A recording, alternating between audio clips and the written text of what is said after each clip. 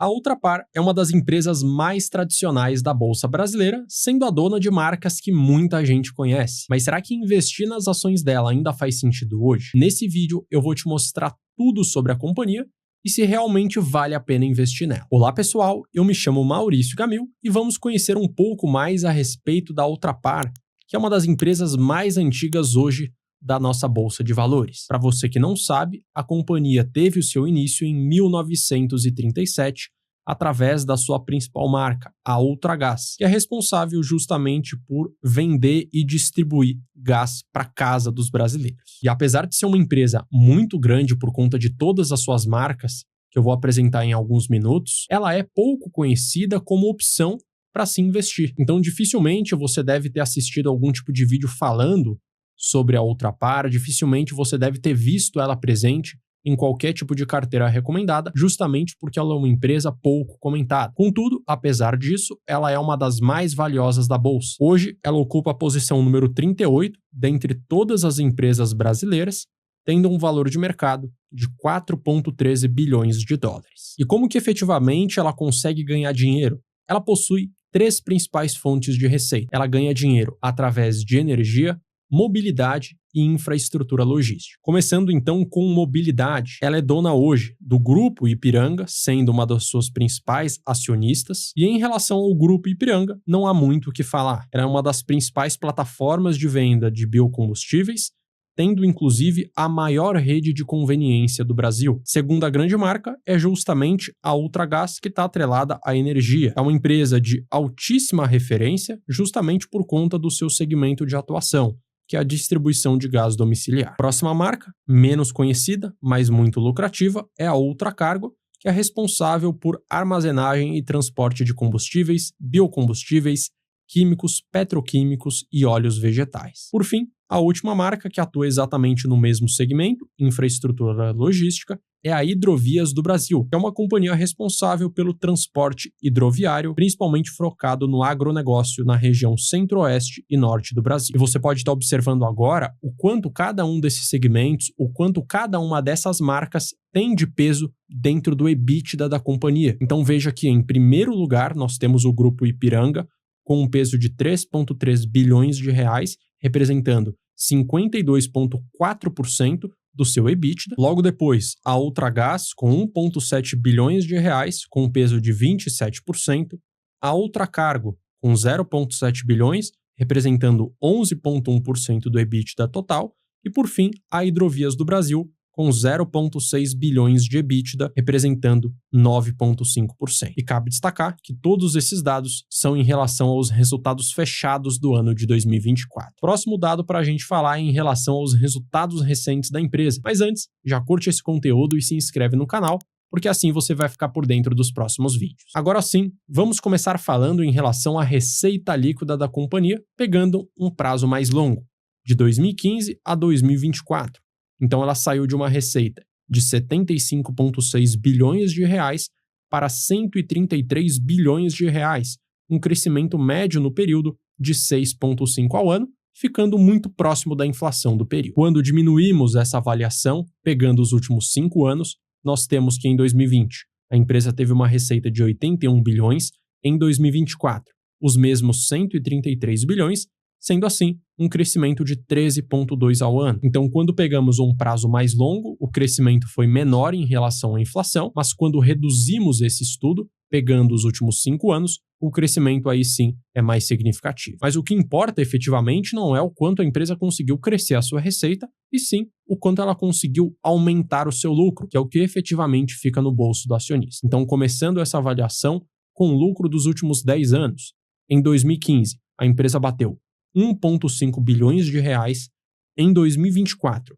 2,3 bilhões de reais, um crescimento de apenas 5,2% ao ano. Quando reduzimos essa avaliação, o crescimento é muito significativo, saindo de 893 milhões em 2020 para 2,3 bilhões, uma alta de 27,5% ao ano. Mas é importante considerar que esse alto crescimento que aconteceu nesse recorte mais curto se deu justamente porque no meio do caminho a empresa teve uma grande queda no seu lucro e logo depois ela se recuperou. Então não é como se a empresa tivesse efetivamente melhorado o equivalente a 27,5 ao ano. É porque em determinado momento ela teve uma grande queda no lucro para depois se recuperar. E a conclusão que a gente consegue tirar avaliando tanto a receita quanto o lucro de um prazo de 10 anos e de 5 anos é que a empresa não consegue efetivamente crescer, é uma empresa totalmente estagnada. Mas é claro que sempre existem pontos positivos e é importante destacar eles aqui para você. O primeiro ponto positivo é o fato dela ter marcas fortes. Então, apesar dela não conseguir crescer tanto assim o seu modelo de negócios, tanto a Ultragaz quanto o Grupo Ipiranga são marcas muito conhecidas, com presença nacional, então independente de qualquer coisa, ela vai acabar ganhando dinheiro de alguma forma. Segundo ponto é que ela vende produtos que são totalmente essenciais tanto para nós, pessoas físicas, quanto também para empresas. Então se você vende, por exemplo, gasolina num posto, você vai estar afetando não só você mesmo, a população que tem um carro, que precisa abastecer, mas também um caminhoneiro que precisa transportar um determinado produto do ponto A ao ponto B. E o mesmo se aplica também ao gás. Se você utiliza gás na sua casa, você vai comprar, vai gastar dinheiro, colocar dinheiro no bolso da companhia de maneira recorrente. E o terceiro ponto positivo é que é uma companhia muito antiga e resiliente. Ela conseguiu passar por inúmeras crises que tivemos no Brasil nos últimos 50 anos e mesmo assim ela tem as suas grandes marcas, ela consegue ter uma receita multibilionária e está no mercado até hoje. E assim como existem pontos positivos, existem riscos. Apesar das suas marcas serem muito grandes, ela também possui concorrência à altura. Então você pode estar observando hoje que dentro do mercado de postos de gasolina atrelados a combustível, o Grupo Ipiranga tem uma participação de mercado de 16,8%, ficando atrás da Raízen, que é uma empresa inclusive listada em bolsa, com 18,9%, e também atrás da Vibra, que é uma outra companhia listada em bolsa, com uma participação de 21,6% no mercado. E o mesmo também se aplica ao mercado de gás. A Ultragaz hoje ocupa a segunda posição, com uma participação de mercado de 22,3%, ficando atrás da primeira colocada, a Copa Energia, que é dona da Liquigás e da Copagaz. Segundo risco, segundo ponto negativo, é o fato de ser um modelo de negócios com uma margem de lucro muito pequena, justamente porque o que ela está vendendo é literalmente uma commodity. Se você não comprar, por exemplo, gasolina no posto Ipiranga, existem inúmeras outras opções. Se você não comprar o gás da companhia da Ultragaz, você pode comprar de uma outra companhia sem ter muita diferenciação em termos de qualidade. Isso faz com que o preço desses produtos que ela vende sejam jogados para baixo, fazendo com que a margem de lucro fique muito pequena. E você pode estar vendo esse dado agora na sua tela.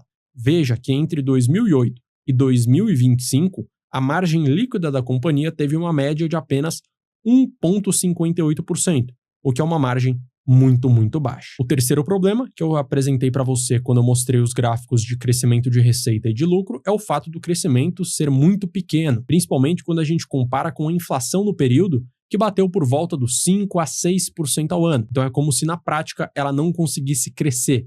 Ela simplesmente ficou no 0 a 0. E o quarto ponto a ser mencionado é o fato de ser uma empresa que não paga bons dividendos. Então, além dela não conseguir crescer, os dividendos são muito pequenos. Veja primeiramente o histórico do indicador Dividend Yield, onde na média de 2011 até hoje, ela bateu 2,68% e também os dividendos pagos por ação em cada um dos anos de 1998 até hoje. E veja que à medida que os anos vão se passando, o dividendo ele não consegue crescer de maneira consistente. E entendendo tudo sobre a empresa, para quem que faz e não faz sentido ser sócio dela? Na minha visão, na prática, não tem nenhum motivo pelo qual você invista o seu dinheiro nela, porque primeiro, ela não cresce e segundo, ela não paga dividendos. E quando você investe no mercado de ações, geralmente você está buscando uma dessas duas características. Ou você quer ter uma renda passiva consistente, ou você quer ter uma alta valorização do seu patrimônio. No caso da Ultrapar, ela não consegue oferecer para você nenhuma dessas duas opções. E para trazer mais clareza para essa avaliação, eu vou verificar agora se a Ultrapar consegue se encaixar ou não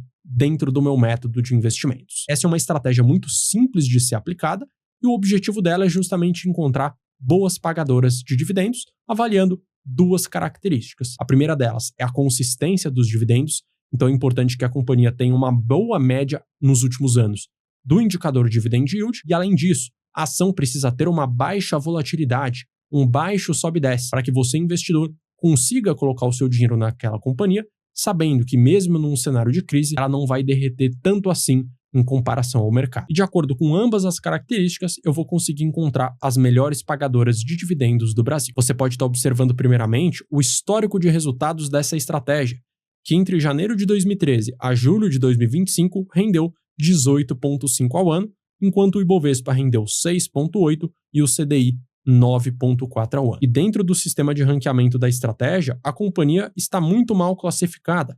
Isso porque, no ranking de dividendos, ela ocupa apenas a posição 77, no ranking de ações de baixo risco, ela ocupa a posição 86, o que significa que nem no quesito dividendos, nem no quesito de baixo risco, ela conseguiu ter uma boa classificação, fazendo com que, dentre 95 opções da Bolsa Brasileira, ela ocupe a posição apenas 85. E se você também quer investir o seu dinheiro seguindo uma estratégia clara como essa, para facilitar o processo de tomada de decisão, eu convido você a conhecer o meu curso completo, A Capital do Dinheiro, onde lá você aprenderá a investir o seu dinheiro dentro do mercado de ações, seguindo estratégias historicamente comprovadas, tanto no mercado brasileiro quanto no mercado norte-americano.